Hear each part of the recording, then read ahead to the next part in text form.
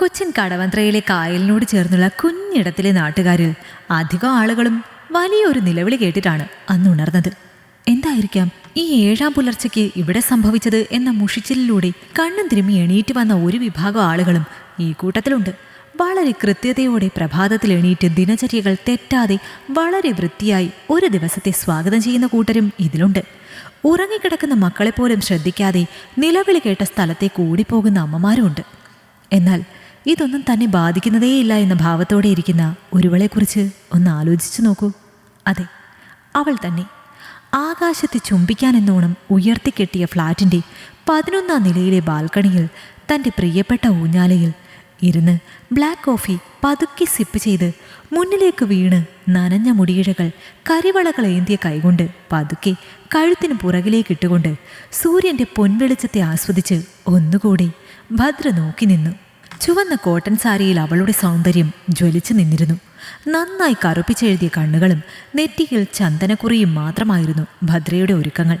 എന്തുകൊണ്ടോ അപ്പുറത്തെ ബഹളങ്ങളൊന്നും തന്നെ സ്വാധീനിക്കുന്നതേയില്ല എന്നുള്ള ഭാവമായിരുന്നു അവൾക്ക്. അന്നത്തെ പ്രഭാതത്തിൽ സൂര്യൻ്റെ പൊൻകിരണങ്ങൾ നേരിട്ടുകൊണ്ടാണോ എന്നറിയില്ല, ഭദ്രയുടെ സൗന്ദര്യം ഇരട്ടിച്ചതുപോലെ പ്രകൃതിക്ക് പോലും തോന്നിപ്പോയി. ദൂരെ നിന്ന് ആര് അവളെ നോക്കിയാലും ചുവന്ന് പട്ടുടുത്ത ദേവിയെപ്പോലെ തോന്നും. ഈ സമയത്ത് തന്നെയാണ് ഭദ്രയുടെ ഫ്ലാറ്റിലെ ജോലിക്കാരി അവിടേക്ക് എത്തിയത്. അവർ നേരത്തെ വരുമെന്ന് അറിയാവുന്നത് കൊണ്ടായിരിക്കാം മുൻവശത്തെ വാതിൽ ഭദ്ര അടച്ചിട്ടില്ലായിരുന്നു. ആഹാ, കുഞ്ഞു പതിവ് പരിപാടി തുടങ്ങിയോ? അതെ ജാനുവമ്മേ, ജാനുവമ്മയ്ക്കുള്ള കാപ്പി ഞാൻ അവിടെ അടച്ചു വെച്ചിട്ടുണ്ട്, എടുത്തു കുടിച്ചോളൂ. അല്ല മോളെ, താഴെ അപ്പുറത്ത് ഇത്രയും വലിയ ശബ്ദകോലാഹലങ്ങൾ കേട്ടിട്ട് കുഞ്ഞെന്താ ഒന്നും ചോദിക്കാത്തത്? ഓ, അത് ഞാൻ ഇപ്പോഴാ ശ്രദ്ധിച്ചത്. ഞാനെന്തോ ആലോചിച്ചിരിക്കുകയായിരുന്നു. ഇതാ നല്ല കഥ. ചെവി പൊട്ടുമാർ അവിടെ ഓരോരുത്തരെ വാവിട്ട് കരയുന്നു. ഞാനും കുറച്ചു നേരം അത് കണ്ട് അവിടെ ഇരുന്നു പോയി. നെഞ്ചു പൊട്ടിപ്പോകും മോളെ ആ കാഴ്ച കണ്ടാൽ. അപ്പുറത്ത് പണിതീരാത്ത ഒരു കെട്ടിടം ഉണ്ടായിരുന്നില്ലേ? അവിടെ നമ്മുടെ സുമതി ചേച്ചിയുടെ മകനും അവരുടെ ഡ്രൈവറായ സതീഷും മരിച്ചു കിടക്കുന്നു. ആരോ കൊന്നതാണ് പോലും. ഇന്നലെ രാത്രി തൊട്ട് അവർ രണ്ടും വീട്ടിൽ വന്നിട്ടില്ല. സാധാരണ ഇവർ രണ്ടും ഒരു ചുറ്റാൻ പോക്ക് പതിവാണല്ലോ. പക്ഷെ രാത്രി വീട്ടിലേക്ക് വരുന്നില്ലെങ്കിൽ വിളിച്ചു പറയാറുണ്ടായിരുന്നു. ഇന്നലെ അതും ചെയ്തിട്ടില്ല പോലും. ഇതിപ്പോ ആ കെട്ടിടത്തിൽ ഇന്ന് എന്തോ കാരണം കൊണ്ട് ആരോ പോയി. അയാൾ കണ്ടതാണ് ഇവർ രണ്ടും അവിടെ കിടക്കുന്നത്. എന്താണോ ആവോ? ആ സുമതി ചേച്ചിയുടെ കരച്ചിൽ കണ്ട സഹിക്കില്ല. എന്തോ ആലോചിച്ചുകൊണ്ട് ഭദ്ര പറഞ്ഞു, ജനനം ഉണ്ടെങ്കിൽ മരണവും ഉണ്ടാകും.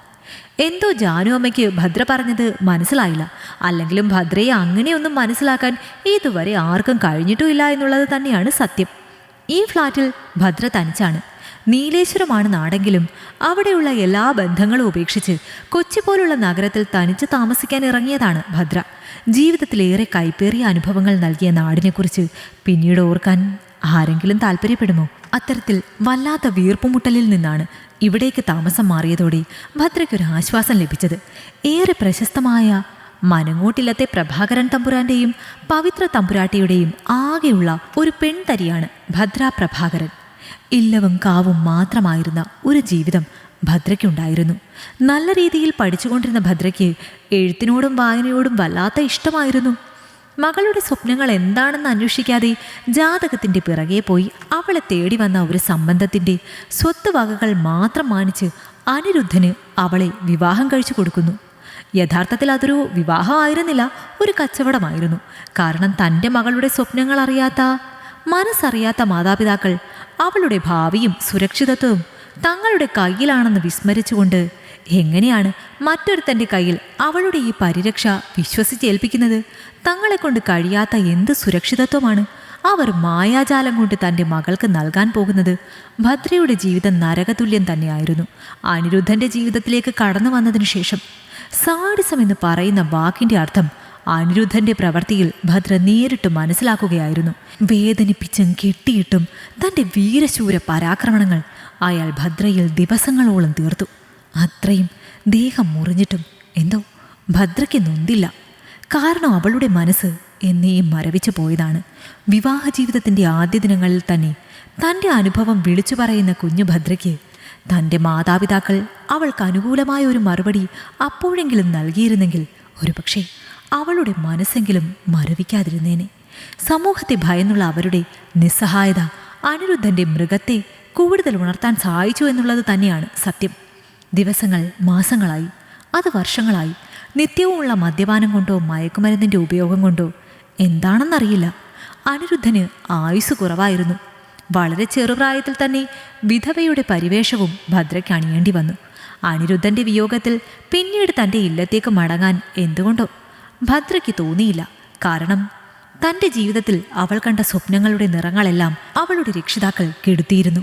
സ്വപ്നം കണ്ട ജീവിതം തന്നെ നോക്കി ഇപ്പോഴും പല്ലിളിച്ചു കൊണ്ടിരിക്കുമ്പോൾ ഇന്ന് ഞാൻ അനുഭവിക്കുന്ന ഈ യാതനകൾ തൻ്റെ കർമ്മഫലം കൊണ്ട് തന്നെയാണോ അനുഭവിക്കുന്നത് എന്ന് ഒരു നിമിഷം ഭദ്ര ആലോചിച്ചുപോയി.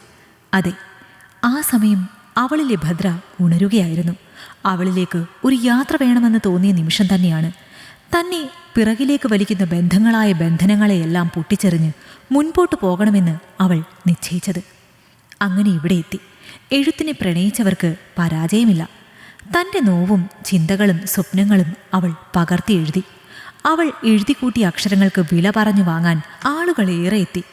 ആളുകൾക്ക് പ്രിയപ്പെട്ട എഴുത്തുകാരിയായി ഭദ്ര മാറി. പ്രണയവും വിരഹവും പകയും സ്നേഹവും സഹനവും പ്രതീക്ഷയുമെല്ലാം അവളുടെ തൂലികത്തുമ്പിൽ ജനിച്ചുകൊണ്ടിരുന്നു. അങ്ങനെ ഒരു ദിവസമായിരുന്നില്ലേ അവർ തന്നെ കാണാൻ വന്നത് എന്ന് ഭദ്ര ഓർത്തു. സുമതി ചേച്ചിയുടെ മകൻ പ്രവീണിൻ്റെ കൂടെ അവരുടെ ഡ്രൈവറായ സതീഷും ഉണ്ടായിരുന്നു. ഈ സതീഷിനെ ഭദ്രയ്ക്കറിയാം. പുസ്തക പ്രകാശന ചടങ്ങുമായി പല സ്ഥലങ്ങളിലേക്ക് യാത്ര പോകാനൊക്കെ ഉണ്ടാകുമ്പോൾ സുമതി ചേച്ചി തന്നെയാണ് തൻ്റെ കാർ ഓടിക്കാൻ അവരുടെ ഡ്രൈവറായ സതീഷിനെ പലപ്പോഴായി വിട്ടു തന്നിട്ടുള്ളത്. ആളൊരു സംസാരപ്രിയനാണെന്ന് തോന്നിയിട്ടുണ്ട്. എഴുതുന്ന ആളുകളെ വലിയ ഇഷ്ടമാണെന്നും പറഞ്ഞിട്ടുണ്ട്. പൊതുവെ യാത്രകളിൽ മൗനം പാലിച്ച് പ്രകൃതിയെ നോക്കിയിരിക്കാൻ ഇഷ്ടപ്പെടുന്ന ഭദ്ര അധികവും അയാളുടെ സംസാരം ഒരു മൂളലിൽ ഒതുക്കുകയാണ് പതിവ്. സതീഷിൻ്റെ കൂടെയുള്ള പ്രവീണിൻ്റെ വരവ് ഭദ്ര പ്രതീക്ഷിച്ചതായിരുന്നില്ല. മേഡം തിരക്കിലായിരുന്നോ? ആ, അല്പം എഴുതുകയായിരുന്നു. സതീഷ് ഇരിക്കൂ. മേഡം, ഇത് പ്രവീണാണ്, സുമതി ചേച്ചിയുടെ മകനാണ്. ആളും നന്നായിട്ട് എഴുതുകയും വായിക്കുകയും ഒക്കെ ചെയ്യുന്ന കൂട്ടത്തിലാണ്. മേഡത്തിനെ എനിക്ക് അറിയാമെന്ന് പറഞ്ഞപ്പോൾ ഒന്ന് പരിചയപ്പെടുത്തി തരുമോ എന്ന് ചോദിച്ചു എൻ്റെ കൂടെ വന്നതാ. സതീഷ് വിനയത്തോടെ അത്രയും പറഞ്ഞു. ഓ, സന്തോഷം. പ്രവീൺ എന്തു ചെയ്യുന്നു? അമ്മയ്ക്ക് സുഖം തന്നെയല്ലേ? അതെ ഭദ്ര ചേച്ചി, അമ്മ സുഖമായിരിക്കുന്നു. ഞാൻ ഒരാഴ്ചയായിട്ടേ ഉള്ളൂ നാട്ടിലേക്ക് എത്തിയിട്ട്. ചേച്ചിയുടെ ഒട്ടുമിക്ക പുസ്തകങ്ങളും ഞാൻ വായിച്ചിട്ടുണ്ട്. സന്തോഷം. വായിക്കപ്പെടുന്നു എന്നറിയുമ്പോഴാണല്ലോ ഒരു എഴുത്തുകാരിക്ക് ഏറ്റവും കൂടുതൽ സന്തോഷം തോന്നുക, അല്ലേ? അതെ, ചേച്ചിയുടെ എഴുത്തിന് എന്തോ ഒരു വലിയ മായാജാലം കഴിവുണ്ട്. കാരണം വായിച്ചത് തന്നെ പിന്നെയും പിന്നെയും വായിക്കാൻ എനിക്ക് തോന്നാറുണ്ട്. ഭദ്രയുടെ എഴുത്തിനെക്കുറിച്ച് വാതോരാതെ സംസാരിച്ചു കൊണ്ടിരുന്നു. ഏറെ നേരം സംസാരിച്ചിട്ടാണ് അന്നവർ പിരിഞ്ഞത്. പിന്നീടുള്ള ദിവസങ്ങളും പതിവ് പോലെ കടന്നുപോയി. ഒരു ദിവസം തൃശ്ശൂരിലേക്ക് ഒരു പുസ്തക പ്രകാശന ചടങ്ങിൻ്റെ ആവശ്യത്തിന് വേണ്ടി ഭദ്രയ്ക്ക് യാത്ര ചെയ്യണമായിരുന്നു. എന്തോ ചെറിയ ദേഹാസ്വസ്ഥത തോന്നിയത് കാരണം അത്രയും ദൂരം തനിയെ ഡ്രൈവ് ചെയ്യാൻ ഭദ്രയ്ക്ക് അന്നൊരു മടി തോന്നി. ജാനു പോയി സുമതി ചേച്ചിയോട് വിവരം പറഞ്ഞപ്പോൾ അവർ അപ്പോൾ തന്നെ സതീഷിനെ ഭദ്രയ്ക്ക് ഏർപ്പാടാക്കി കൊടുത്തു. കൃത്യസമയത്ത് തന്നെ ഭദ്രയുടെ ഫ്ലാറ്റിന് മുന്നിൽ സതീഷ് എത്തി. എന്തോ ഒരുപാട് തവണ സതീഷിൻ്റെ കൂടെ യാത്ര ചെയ്തിട്ടുണ്ട് എങ്കിലും സതീഷിൻ്റെ ഫോൺ നമ്പർ വാങ്ങുകയോ നേരിട്ട് വിളിക്കുകയോ ഒന്നും ഭദ്ര ചെയ്തിരുന്നില്ല. താഴെ കാറിനടുത്തേക്ക് നടന്നെത്തിയപ്പോൾ സതീഷ് പറഞ്ഞു, മേഡം, അങ്കമാലി വരെ പ്രവീണിനെയും നമ്മുടെ കാറിലൊന്ന് കയറ്റാമോ? കുഞ്ഞിനെന്തോ ഒരു അത്യാവശ്യം ഉള്ളത് കൊണ്ടാണ്. എന്നെയാണെങ്കിൽ ഭദ്രമേഡത്തിൻ്റെ കൂടെ സുമതി കൊച്ചമ്മ പറഞ്ഞു വിടുകയും ചെയ്തല്ലോ. ഓ, അതിനെന്താ, കുഴപ്പമൊന്നുമില്ല. അവർ യാത്ര തുടങ്ങി. പതിവ് പോലെ സതീഷ് വാതോരാതെ സംസാരിക്കുന്നുണ്ട്. പ്രവീണും കൂടെ ചേർന്ന് എന്തൊക്കെയോ പറയുകയും ചെയ്യുന്നുണ്ട്. കുറച്ച് മുൻപോട്ട് പോയപ്പോൾ സതീഷ് റോഡിനോട് ചേർന്ന് കാർ നിർത്തി. മേഡം, പ്രവീൺ കുഞ്ഞ് ഒന്നും കഴിച്ചില്ല. നമുക്കിവിടെ നിന്ന് എന്തെങ്കിലും കഴിക്കാം. അയ്യോ, എനിക്കൊന്നും വേണ്ട. ഞാൻ ആവശ്യത്തിന് ഭക്ഷണം കഴിച്ചിട്ടാണ് ഇറങ്ങിയത്. നിങ്ങൾക്ക് കഴിക്കണമെന്നുണ്ടെങ്കിൽ നിങ്ങൾ കഴിച്ചിട്ട് വന്നോളൂ, ഞാൻ കാറിലിരുന്നോളാം. അത് കേട്ടതും അവർ രണ്ടുപേരുടെയും മുഖത്ത് ഒരു നിരാശ വന്നതുപോലെ പെട്ടെന്ന് തോന്നി. അവൾ അധികം ചിന്തിക്കാതെ തൻ്റെ സ്ഥിരം വായനയിലേക്ക് കടന്നു. അവർ ഭക്ഷണം കഴിച്ച് മടങ്ങിയപ്പോൾ കയ്യിലൊരു ജ്യൂസ് ഉണ്ടായിരുന്നു. പ്രവീൺ തന്നെ അത് നിർബന്ധപൂർവ്വം ഭദ്രയുടെ കയ്യിലേക്ക് കൊടുത്തു. ഞങ്ങളുടെ കൂടെ ഇരുന്ന് ഭക്ഷണം കഴിച്ചില്ലെങ്കിലും കുഴപ്പമില്ല. ഞാൻ തരുന്ന ഈ ഒരു ജ്യൂസെങ്കിലും കുടിക്കാതിരിക്കരുത്. എനിക്ക് വളരെ ഇഷ്ടവും ബഹുമാനവും ഉള്ള ഒരു എഴുത്തുകാരിയാണ് നിങ്ങൾ. ഇതെങ്കിലും ഞാനൊന്ന് വാങ്ങി തന്നോട്ടെ. അപേക്ഷയോടെ പ്രവീൺ പറഞ്ഞപ്പോൾ ഭദ്രയ്ക്ക് നിരസിക്കാനായില്ല. ചിരിയോടെ അത് വാങ്ങി അവൾ കുടിച്ചു. സന്തോഷത്തോടെ പ്രവീൺ ഗ്ലാസ് വാങ്ങി തിരികെ ഹോട്ടലിലേക്ക് കൊണ്ടുകൊടുത്തു. അവർ വീണ്ടും യാത്ര തുടർന്നു. യാത്രയിൽ മയങ്ങുന്നത് ഭദ്ര പതിവുള്ള കാര്യമല്ല. പക്ഷേ ഇന്നത്തെ യാത്രയിൽ എന്തോ ഒരു ക്ഷീണം പോലെ. രാവിലെ തോന്നിയ ദേഹാസ്വസ്ഥതയുടെ ഭാഗമായിരിക്കുമോ എന്ന് ഭദ്ര ചിന്തിച്ചുപോയി. അങ്ങനെ ചിന്തിച്ചിരിക്കുക തന്നെ ഭദ്രയുടെ കണ്ണുകൾ അടഞ്ഞുപോയി. അതെ, ഭദ്ര മയങ്ങി വീണിരിക്കുന്നു. കാത്തിരുന്ന് കെണിയിലാക്കിയ ഇരയെ നോക്കുന്ന പോലെ പ്രവീണും സതീഷും ആർത്തിയോടെ ഭദ്രയെ നോക്കി. അന്നത്തെ പുസ്തക പ്രകാശന ചടങ്ങിൽ ഭദ്ര എത്തിയില്ല. തൻ്റെ തൂലികത്തുമ്പിൽ വിരിഞ്ഞ ആ അക്ഷരധ്വനിയെ ഖനിയെ ഏറ്റുവാങ്ങാൻ ആരുമില്ലാതെ അത് അനാഥമായി കിടന്നു. ഭദ്ര ഏതോ ഹോട്ടലിൽ മയക്കത്തിലായിരുന്നു. ഏറെ സമയം കഴിഞ്ഞ് വളരെ വർദ്ധിച്ച ഭാരത്തോടെ തൻ്റെ കണ്ണുകൾ തുറക്കാൻ ശ്രമിച്ചപ്പോൾ അതികഠിനമായ ശരീരവേദനയാണ് ഭദ്രയ്ക്ക് അനുഭവപ്പെട്ടത്. എഴുന്നേൽക്കാൻ കഴിഞ്ഞില്ലെങ്കിലും താൻ അതിക്രൂരമായ പീഡനത്തിന് വിധേയയാക്കിയിരിക്കുന്നു എന്ന് മനസ്സിലാക്കാൻ അവൾക്ക് അധിക സമയം എടുക്കേണ്ടി വന്നില്ല. തൊട്ടപ്പുറത്ത് നിന്ന് ആരുടെയൊക്കെയോ പൊട്ടിച്ചിരിയും തമാശകളും കേൾക്കുന്നു. അതെ, സതീഷിൻ്റെയും പ്രവീണിൻ്റെയും ശബ്ദം. എന്തൊരു മുതലാണല്ലേ സതീഷേട്ടാ അവൾ. കൂതി തീരുന്നില്ല. നിങ്ങൾ പറഞ്ഞപ്പോൾ ഞാൻ ഇത്രയും പ്രതീക്ഷിച്ചില്ല. മയക്കം വിട്ടിട്ടുണ്ടാകുമോ എന്തോ. ഞാൻ പറഞ്ഞതൊന്നും ഞാൻ പാലിക്കാതിരുന്നിട്ടില്ല കുഞ്ഞെ. കുഞ്ഞ് പറഞ്ഞ വാക്ക് പാലിച്ചാൽ മതി. കുടിലതയോടെ അയാൾ അത്രയും പറഞ്ഞു ചിരിച്ചു. എനിക്ക് വേണ്ടി ഇത്രയും റിസ്ക് എടുത്ത് നിങ്ങളെ ഞാൻ പറ്റിക്കുമോ? ഒരിക്കലുമില്ല. നിങ്ങൾക്കുള്ളത് നിങ്ങളുടെ അടുത്തേക്ക് തന്നെ എത്തിയിരിക്കും. അല്ല കുഞ്ഞെ, ആ എഴുത്തുകാരി ഇനി വല്ല പ്രശ്നവും ഉണ്ടാക്കുമോ? ഒരിക്കലുമില്ല. ഇവരെല്ലാം പ്രതിച്ഛായ ഭയമുള്ളവരാണ്. അതോർത്ത് സതീഷേട്ടൻ വിഷമിക്കേണ്ട. ഇതും പറഞ്ഞ് അവർ റൂമിലേക്ക് എത്തിയപ്പോൾ ഞെട്ടിത്തരിച്ചു നിൽക്കുന്ന ഭദ്രയാണ് കണ്ടത്. കരഞ്ഞു കലങ്ങിയ കണ്ണുകളിൽ എന്താണെന്ന് തിരിച്ചറിയാൻ പറ്റാത്ത ഒരു ഭാവമായിരുന്നു. ഇതിപ്പോൾ പുറത്തേക്കൊന്നും നിങ്ങളായിട്ട് എത്തിക്കാൻ നിൽക്കണ്ട മേഡം. കാരണം നിങ്ങൾക്ക് തന്നെയാണ് മോശം. ഞാൻ ആശിച്ചതൊന്നും നേടാതിരുന്നിട്ടില്ല. നന്നായിട്ടൊന്ന് കുളിച്ചാൽ തീരാവുന്ന പ്രശ്നമല്ലേ ഉള്ളൂ. അതല്ല ഇനി വല്ല പ്രശ്നവും ഉണ്ടാക്കാനാണ് പുറപ്പാടെങ്കിൽ കുടുംബം അടക്കം പച്ചയ്ക്ക് കത്തിക്കും ഞാൻ. അതായത് അങ്ങ് നാട്ടിലുള്ള തന്തേനെയും തള്ളേനെയും അടക്കം. പ്രവീണിൻ്റെ വാക്കുകൾ എന്തിനും തയ്യാറായി നിൽക്കുന്ന ഒരാളിൻ്റേതായിരുന്നു. ചുണ്ടിൽ നിറഞ്ഞ പുച്ഛച്ചിരിയോടെ സതീഷും ഇത് കേട്ടുനിന്നു. തിരികെ ഫ്ലാറ്റിലെത്തിയ സമയം തൊട്ട് ഭദ്ര മൂകതയിൽ തന്നെയായിരുന്നു. മനസ്സിനെയും ശരീരത്തെയും ഒരുപോലെ പീഡിപ്പിച്ച അവസ്ഥ. ഒരിക്കൽ തൻ്റെ രക്ഷിതാക്കളായിട്ട് ഒരു ചെന്നായിക്ക് തന്നെ പിച്ചു ചീന്താൻ നൽകി. അന്ന് അനുഭവിച്ച യാതനകൾ മറക്കാൻ കാലങ്ങൾ എടുക്കേണ്ടി വന്നു. വിധിയെ തോൽപ്പിച്ച് ഇവിടെ ജീവിതം തുടങ്ങിയ തനിക്ക് വീണ്ടും നേരിടേണ്ടി വന്നത് അതിക്രൂരമായ പീഡനം. പെൺശരീരങ്ങൾ പിച്ചു ചീന്താൻ മാത്രം വിധിക്കപ്പെട്ടവയാണ്. പരാതികളില്ലാത്ത പുരുഷന്റെ യാതനകൾ അനുഭവിക്കാൻ മാത്രം. നിരന്തരം പീഡിപ്പിക്കപ്പെടാൻ വേണ്ടിയാണോ തൻ്റെ ജീവിതം എന്ന് പോലും ഭദ്ര ഭയന്നു. തലച്ച് അലമുറയിട്ട അവൾ കരഞ്ഞു. പിച്ചി എറിഞ്ഞുടച്ച അവളുടെ ശരീരത്തെ കണ്ണാടിയിൽ അവൾ നോക്കിക്കണ്ടു. എന്താണ് അവരെ എന്നോടിങ്ങനെ ചെയ്യാൻ ഭ്രമിപ്പിച്ചത്? ഈ ശരീരമാണോ? ഇതെല്ലാവർക്കും ഉള്ളതല്ലേ? ആണിനും പെണ്ണിനും ഈ ലോകത്ത് ജീവിക്കാൻ തുല്യ അവകാശമല്ലേ? ആണിൻ്റെ ആസക്തി തീർക്കാനുള്ള വെറും ഉപകരണമായി സ്ത്രീകളെ അവർ കാണുകയാണെങ്കിൽ അതിനു മറുപടി കൊടുക്കേണ്ടതല്ലേ? നീതിന്യായ വ്യവസ്ഥയുടെ മുൻപിൽ ചെന്നിട്ട് യാചിച്ചാൽ തനിക്കൊരിക്കലും നീതി ലഭിക്കില്ല എന്നുള്ളത് അവൾക്കറിയാമായിരുന്നു. ഇവിടെ ഇനിയെങ്കിലും തനിക്ക് നീതി ലഭിക്കണമെങ്കിൽ വിധി ഭദ്ര തന്നെ നടപ്പാക്കണമെന്ന് അവൾക്ക് തോന്നി. കേവലം തോന്നലല്ല, അവൾ മനസ്സിൽ ഉറപ്പിച്ചു. കണ്ണിന് കണ്ണ്, പല്ലിന് പല്ല്. തന്നെ നോവിച്ചവരെ താനും നോവിപ്പിക്കണം. തന്നെ ഇല്ലായ്മ ചെയ്യാൻ ശ്രമിച്ചവരെ ഇല്ലായ്മ ചെയ്യണം. കരഞ്ഞു കലങ്ങിയ കണ്ണുകൾ അവൾ അമർത്തി തുടച്ചു. പ്രവീൺ പറഞ്ഞ പോലെ നല്ല വൃത്തിയായി കുളിച്ചു. ശരീരത്തിന് പുറത്തേക്ക് എല്ലാ അഴുക്കുകളും ദിവസങ്ങളും എടുത്ത് അവൾ കഴുകി വൃത്തിയാക്കി. കൈവിട്ടുപോയ ഉന്മേഷവും സൗന്ദര്യവും അവൾ തിരികെ എടുത്തു. ഒരിക്കലും ഒരാളെയും തൻ്റെ സ്വകാര്യ ജീവിതത്തിലേക്ക് ക്ഷണിക്കാത്ത ഭദ്ര അന്നാദ്യമായി ജാനു അമ്മയെ സുമതി ചേച്ചിയുടെ അടുക്കലേക്ക് പറഞ്ഞയച്ചു, സതീഷിൻ്റെ ഫോൺ നമ്പറിനു വേണ്ടി. ഇത് കേട്ട് ജാനു അമ്മ പോലും അല്പം അമ്പരന്നുവെങ്കിലും ഉടനെ അത് പോയി എടുത്തു കൊടുത്തു. ഹലോ, സതീഷേട്ടനല്ലേ? ഇത് ഞാനാണ്, ഭദ്ര. എനിക്ക് പ്രവീണിൻ്റെ നമ്പറൊന്ന് വേണമായിരുന്നു. എന്താണ് കുഞ്ഞേ, കുറേ മാസങ്ങൾ കഴിഞ്ഞപ്പോൾ ഇതെല്ലാം മറന്നു എന്നാണ് ഞാൻ കരുതിയത്. പകപോക്കാനും പണി തരാനും വല്ല ഉദ്ദേശമുണ്ടോ? എന്നാൽ അതൊന്നും വേണ്ട കേട്ടോ. പ്രവീൺ മേഡം കരുതുന്നത് പോലെയല്ല. സതീഷിന് തെറ്റുപറ്റി. പണി തരാനായിരുന്നെങ്കിൽ അന്ന് തന്നെ എനിക്കൊരു ഹോസ്പിറ്റലിൽ പോയി അഡ്മിറ്റ് ആയാൽ മതിയായിരുന്നു.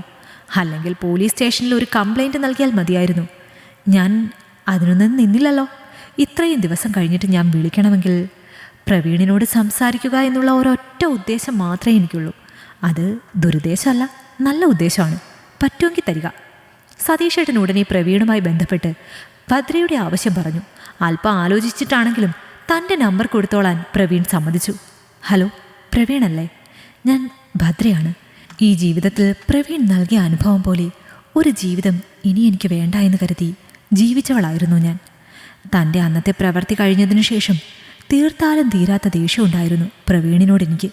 പക്ഷെ ദിവസങ്ങൾ കഴിഞ്ഞ് പ്രവീണിനെ മറക്കാൻ എനിക്ക് കഴിയുന്നില്ല. ആദ്യമാദ്യം വെറുപ്പോടെയും ദേഷ്യത്തോടെയും ഓർത്തിരുന്നു. ഞാനിപ്പോൾ പ്രവീണിൻ്റെ ഒരു വരവ് ആഗ്രഹിക്കുന്നു. ഒരുപക്ഷെ എന്നിലെ സ്ത്രീ ആഗ്രഹിക്കുന്നത് കൊണ്ട് തന്നെ ആയിരിക്കാം. ഇതിൽ പകപോക്കലിനോ മറ്റു ദുരുദ്ദേശമോ ഒന്നുമില്ല. എൻ്റെ ഫ്ലാറ്റിലേക്ക് വരാനും ഞാൻ പറയുന്നില്ല. ഈ ജീവിതത്തിൽ നീ എനിക്ക് നൽകിയ അനുഭവത്തിൽ അല്പം സ്നേഹം കലർത്തി എനിക്ക് നൽകാൻ നിനക്ക് കഴിയുമെങ്കിൽ മുൻപോട്ടുള്ള യാത്രയിൽ എൻ്റെ കൂടെ പ്രവീൺ ഉണ്ടാകണമെന്ന് ഞാൻ ആഗ്രഹിക്കുന്നു. കാര്യമായിട്ട് പറയുന്നതാണോ? അന്ന് പ്രവീൺ പറഞ്ഞിട്ട് ഞാൻ കേട്ടായിരുന്നു. ഞങ്ങളെപ്പോലെയുള്ളവർക്ക് അല്പം പ്രതിച്ഛായ ഭയം ഉണ്ട് പ്രവീണെ. ഇതിപ്പോൾ പ്രവീണിനോട് മാത്രമല്ലേ എനിക്ക് പറയാൻ സാധിക്കൂ. ഒരു കടപ്പാടായിട്ട് കൂട്ടിയാൽ മതി. എന്തായാലും എന്നെ അത്രയ്ക്ക് ഉപദ്രവിച്ച ആളല്ലേ, ഇനി കുറച്ച് സ്നേഹിക്കാൻ ശ്രമിക്കൂ. ഞാനിപ്പോൾ നാട്ടിലുണ്ട്. എനിക്ക് മേഡത്തെ നേരിട്ട് കണ്ട് സംസാരിക്കാൻ പറ്റുമോ? ഓ, അതിനു വേണ്ടിയിട്ട് തന്നെയല്ലേ തൻ്റെ നമ്പർ തപ്പിപ്പിടിച്ച് ഞാൻ വിളിച്ചത്. എന്നാ നാളെ വൈകുന്നേരം നമ്മുടെ അപ്പുറത്തുള്ള ആ പണി തീരാത്ത വോഗൺ ഫ്ലാറ്റിലേക്ക് വരാമോ? വോഗൺ ഫ്ലാറ്റിലേക്ക്? അവിടേക്ക് എന്തിനാ വരുന്നത്? അവിടെ പണി തീരാതെ കിടക്കുന്നതല്ലേ. ഒന്നിരിക്കാൻ പോലും അവിടെ സൗകര്യമില്ലല്ലോ. പിന്നെങ്ങനെ അവിടെ നിന്ന് സംസാരിക്കും? സൗകര്യമൊക്കെ നമുക്ക് ഉണ്ടാക്കാന്നേ. മേഡം അങ്ങോട്ട് വാ വൈകുന്നേരം. ശരി, നാളെ നമുക്ക് സംസാരിച്ച് ആദ്യം ഒരു തീരുമാനത്തിലെത്താം. വീണ്ടും കുടിലതയോടെ പ്രവീൺ സംസാരം അവസാനിപ്പിച്ചു. അന്നത്തെ ദിവസം സതീഷിനും പ്രവീണിനും മദ്യം കൊണ്ടും മയക്കുമരുന്ന് കൊണ്ടും കിട്ടാത്ത ഒരു തരത്തിലുള്ള ലഹരി അനുഭവിച്ച പോലെയുള്ള രാത്രിയായിരുന്നു. എന്തുകൊണ്ട് നേരെ ഒന്ന് വെളുക്കാൻ അവർ രണ്ടുപേരും ആഗ്രഹിച്ചു. വളരെ ആസ്വദിച്ചാണ് പിറ്റേന്നുള്ള പ്രഭാതത്തെ അവർ രണ്ടുപേരും വരവേറ്റത്. എന്നാലും ഭദ്രയെ അവർ രണ്ടുപേരും ചെറുതായി ഭയപ്പെട്ടിരുന്നു. തങ്ങളെ ഇല്ലായ്മ ചെയ്യാനാണോ ഇവൾ ഒരുമ്പെട്ട് വരുന്നത് എന്നും അറിയില്ലല്ലോ. അതിനും വേണ്ട മുൻകരുതലുകളും അവർ എടുത്തിരുന്നു. പക്ഷെ അവർ പ്രതീക്ഷിച്ച പോലെ ആയിരുന്നില്ല ഭദ്രയുടെ വരവ്. വെറും കൈയോടെ ഇളം മഞ്ഞ കോട്ടൺ സാരിയിൽ അതീവ സുന്ദരിയായിട്ടായിരുന്നു ഭദ്രയുടെ വരവ്. പ്രതീക്ഷിച്ച പോലെ അല്ലല്ലോ. ഇതിനകം മേശയും കട്ടിലും ഒക്കെ ഉണ്ടല്ലോ. ഓ, ഇത് ഞങ്ങളുടെ ഒരു താൽക്കാലിക സെറ്റപ്പാണ്. അവർ രണ്ടുപേരും അവിടെ ഇരുന്ന് മദ്യപിക്കുന്ന ഒരു പ്രതീതി ഭദ്രയ്ക്ക് കാണാൻ സാധിച്ചു. ഓ, രണ്ടുപേരും മദ്യപാനമായിരുന്നു. നിങ്ങൾ എഴുത്തുകാർ ഇതൊന്നും കഴിക്കില്ലായിരിക്കും അല്ലേ? പ്രവീൺ പറഞ്ഞു. ആര് പറഞ്ഞു ഞാൻ കഴിക്കാറില്ല എന്ന്? ഒരെണ്ണം ഒഴുക്കി സതീഷേട്ടാ. ജീവിതത്തിൻ്റെ കുത്തൊഴുക്ക് പല വേഗതയിലായപ്പോൾ പലപ്പോഴും ഞാനും ഇതെല്ലാം ആസ്വദിച്ചിട്ടുണ്ട്. ഇത്രയും പറഞ്ഞ് പ്രവീൺ കുടിച്ചു പകുതിയാക്കിയ മദ്യം ഭദ്ര ഒറ്റ വലിക്ക് കുടിച്ചു. അവരുടെ രണ്ടുപേരുടെയും കണ്ണ് തള്ളിപ്പോയി. പിന്നീട് അങ്ങോട്ട് കുടിയും ചിരിയും വർത്തമാനവുമായിരുന്നു. ഏറെ നേരം കഴിഞ്ഞപ്പോൾ ഭദ്ര തിരികെ വീട്ടിലേക്ക് മടങ്ങി.